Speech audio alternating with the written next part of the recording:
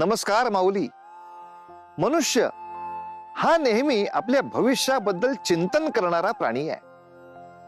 आपलं भविष्य हे नेहमी आपल्या मुलाबाळांच्या आनंदामध्ये बघणारा, आपल्या पुढच्या पिढीच्या समाधानामध्ये बघणारा असा हा जीव आहे.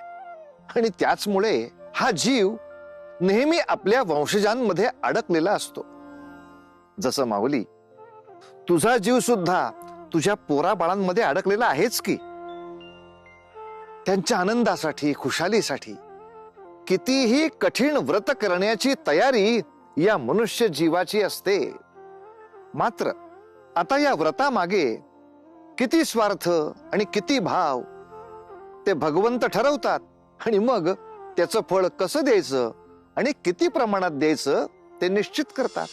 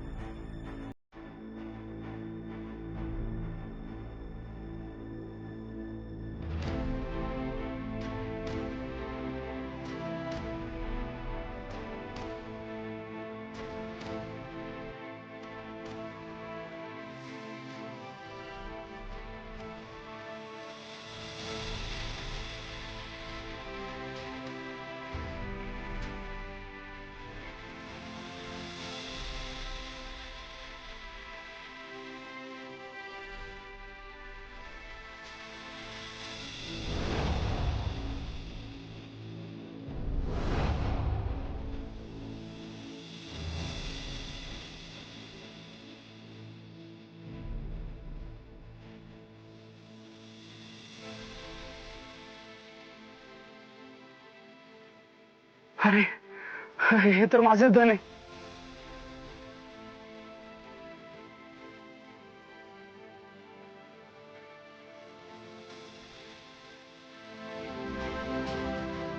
लक्ष्मी माते, आज खऱ्या अर्थाने मानले मी तुला. ज्या धनाची चोरी माझ्या घरातून झाली ते धन तू मला पुन्हा दिलेस. 18 विश्वे दारिद्र्य भोगून जेव्हा माझा अहंकार गळून पडला आणि मी मनोभावे तुला शरण आलो, तेव्हा तू मला माझे वैभव पुन्हा दिलेस. मला क्षमा कर माते, क्षमा कर.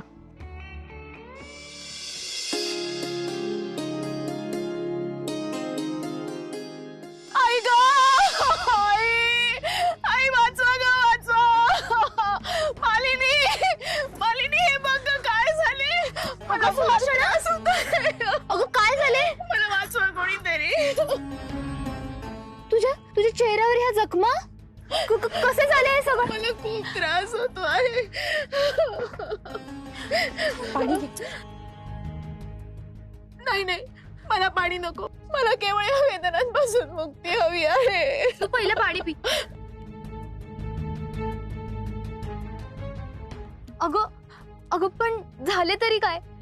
आणि तुझ्या चेहऱ्यावर इतके फोड कसे काय आले? मी वाटेवरून जात होते आणि अचानक मधमाशांनी माझ्यावर हल्ला केला ग. काय सांगू तुला आता. माझा इतका सुंदर चेहरा होता आणि आता जखमाने भरून गेलाय ग. मला खूप त्रास होतोय. अगं पण असा कसा मधमाशांनी हल्ला केला? तुझ्या जवळपास तर एकही मधमाशीचे पोळे नाही.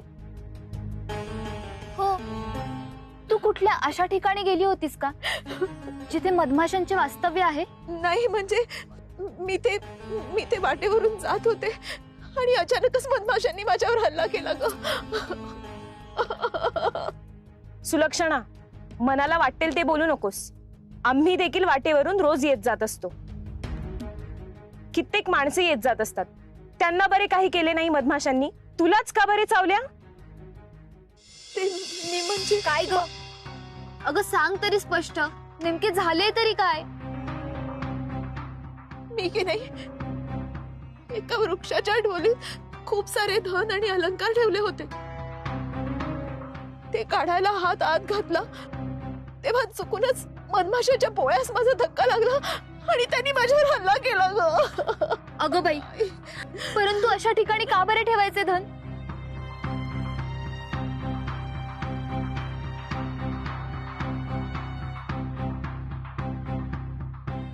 मालिनी, माझ्या मनात एक निराळाच प्रश्न आहे. काय गई सुलक्षणा, तुझ्याकडे इतके धन आणि इतके अलंकार आले तरी कुठून, जे तुला अशा ठिकाणी लपवावे लागत होते? तू तर संपूर्ण गावात तुझ्या दारिद्र्याचे गारहाणे गात असतेस, मग इतके धन आले तरी कुठून? अगं, काय बोलतेय ती? सांग ना. ते मी मालिनी आणि इतरांची फसवणूक करून वेळोवेळी उकळलेले धन होते.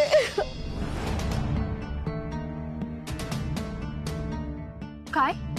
माझी फसवणूक?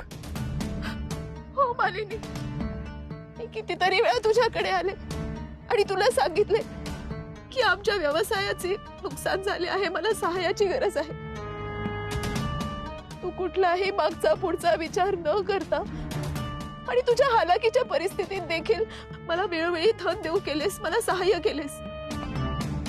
आणि मी मात्र माझ्या हव्यासा पोटी तुला लुबाडत राहिले ग. आणि हो, त्यातील काही धन आणि अलंकार मी देविकाला देखील दिले.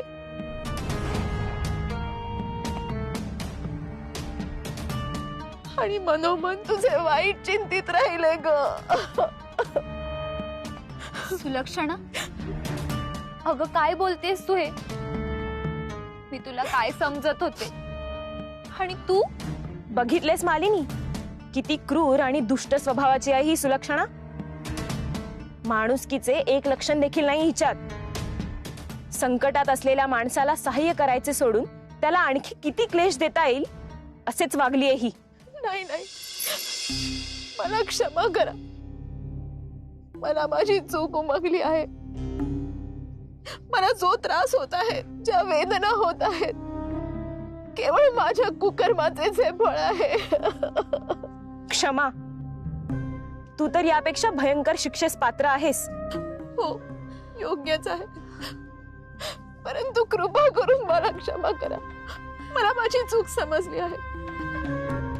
या एका प्रसंगामुळे मला किती त्रास झाला, आणि या मालिनीने तर माझ्याहून कित्येक पटीने अधिक दुःख झेलले आहे, आणि तेही केवळ माझ्यामुळे. मालिनी, मला माफ कर ग, मला क्षमा कर. रडू नकोस सुलक्षणा. असे प्रसंग प्रत्येकाच्या आयुष्यात येतात. मोह कुणाला नाही चुकला, परंतु मनुष्य जिथून जागा होतो तिथूनच त्याची प्रभात होते. तुला तुझी चूक समजली, याहून मोठी शिक्षा काय असेल? मालिनी, म्हणजे तू हिला क्षमा केलीस? शकुंतला, अगं कुणास दंड देणारे आपण कोण? तिच्या स्वभावात झालेला हा बदल देवीनेच घडवून आणला आहे. त्यामुळे सुलक्षणाने देवीची उपासना करावी, तिचे व्रत करावे आणि मनोभावी सेवा करावी. त्यातच तिचे हित दडले आहे. मालिनी, मालिनी, तुझे आभार कसे ग मानू मी, कसे अगं सुलक्षणा, आभार माझे नाही, देवीचे मान.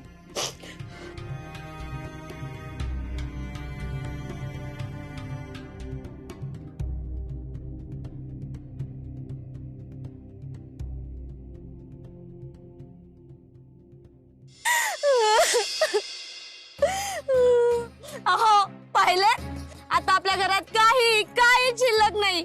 आपली उंची वस्त्रे, अलंकार, आभूषणे, काही शिल्लक नाही. सर्व घेऊन गेले ती लोक. हे तर काहीच नाही. मी बाहेर असे सांगितले आहे की मी दुसऱ्या नगरात नवीन घर बांधतो आहे, मोठे प्रासाद इतके, त्यासाठी ते सर्व साहित्य तिकडे घेऊन जातोय. हा, हे तर उत्तम केलेत.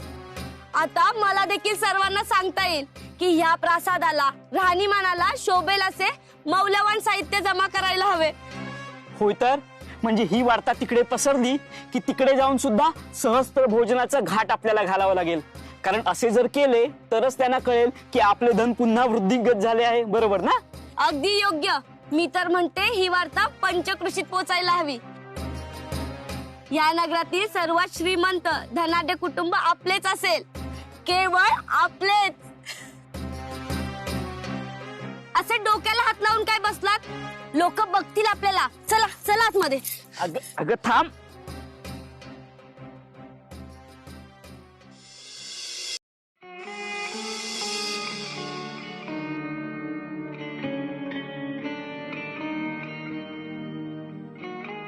मालिनी,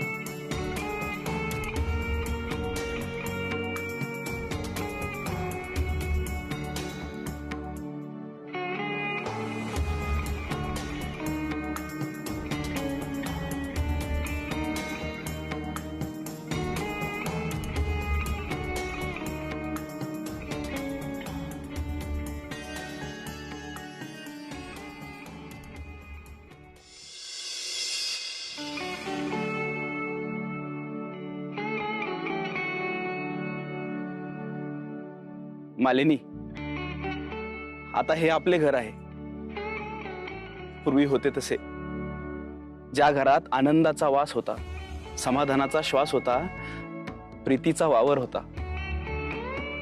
सुंदर. माझ्या मनाला तर खूपच भावले.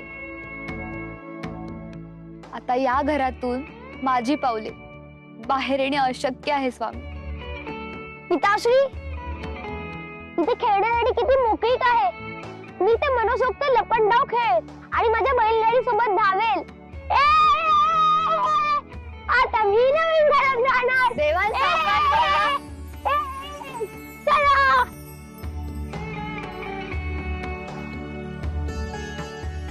देवांच्या या आनंदासाठी मी किती दिवस आसुसलेलो होतो. मालिनी, तुझ्यासाठी देखील माझ्याकडे एक आनंद आहे. काय? माझ्यासाठी? हो, चल ये.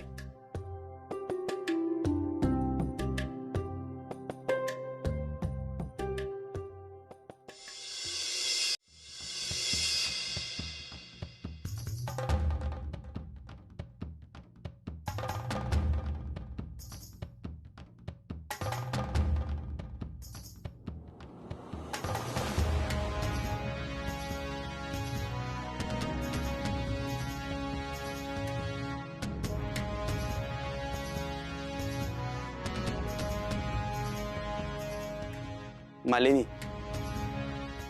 आपल्या घरातील सर्वात महत्त्वाचे स्थान.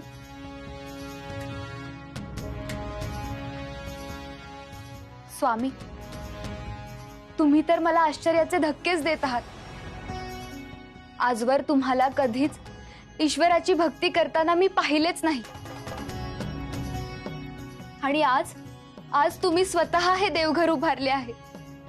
मालिनी, परिस्थिती कधी कधी अतिशय निष्ठुर होते, परंतु आपल्याला त्यातून तितकीच उदार अशी शिकवण मिळत असते. गेल्या काही दिवसात मी जेव्हा तुझ्यापासून, आपल्या घरापासून लांब होतो, तेव्हा साक्षात भगवंतानेच मला असे काही दिवस जगायला भाग पाडले ज्यामुळे मला साक्षात्कार झाला की आपल्या आयुष्यात जे काही घडत असते ते आपण नव्हे, तो भगवंतच घडवत असतो. आपल्या अस्तित्वावर त्याचेच नियंत्रण असते. परंतु असे काय घडले ज्याने तुम्हाला हा साक्षात्कार झाला?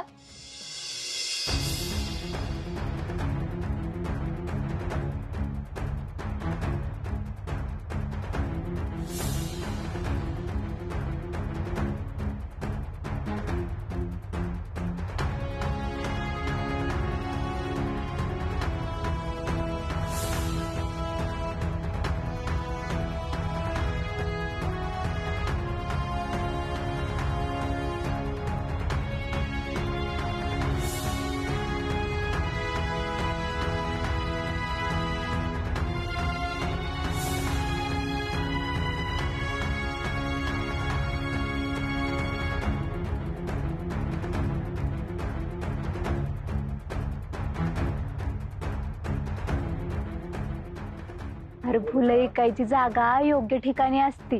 प्रत्येकाचं आपापलं स्थान आहे.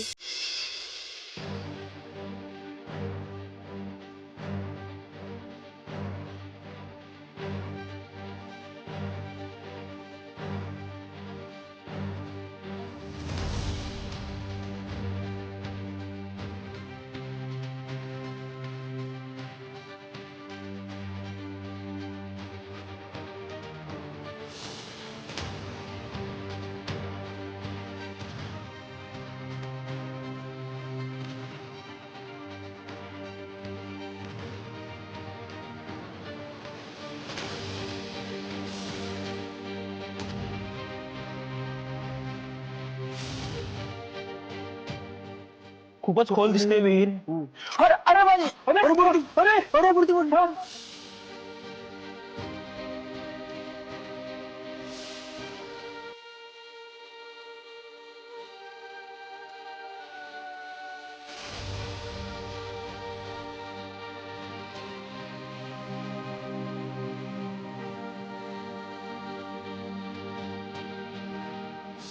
चला, मला याचा अधिक आनंद आहे. ईश्वराने आपली कठोर परीक्षा घेतली, परंतु अखेर त्याचे मधुर फळ हे दिलेत. हो, मला आपले उज्ज्वल भविष्य दिसतंय.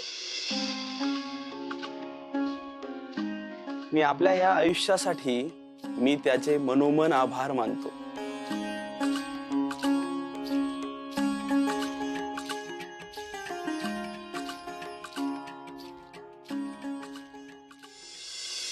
या जगात तुम्हाला प्रिय अशी एकच गोष्ट आहे आणि ती त्यागावी लागेल अशी परिस्थिती उद्भवली तर किती दुःख होईल तुम्हाला. हे दुःख स्वाभाविक आहे, पण जर त्या गोष्टीचा त्याग केला त्यानं जर परंतु ती गोष्ट त्यागली तर समस्त सृष्टीचं कल्याण होणार आहे असं असेल तर मग तुम्ही काय पाहाल, स्वार्थ की परमार्थ? बरेचदा याचा निर्णय करताना मनुष्याची बुद्धी द्विधा होते आणि तिथे फसतेच. आणि जेव्हा आपण निर्णय घेऊ शकत नाही तेव्हा केवळ भगवंत त्याला मार्ग दाखवू शकतात. म्हणून न उतता न मातता भगवंताचं भजन आणि उपासना करा. उतू नका, मातू नका, घेतला वसा टाकू नका.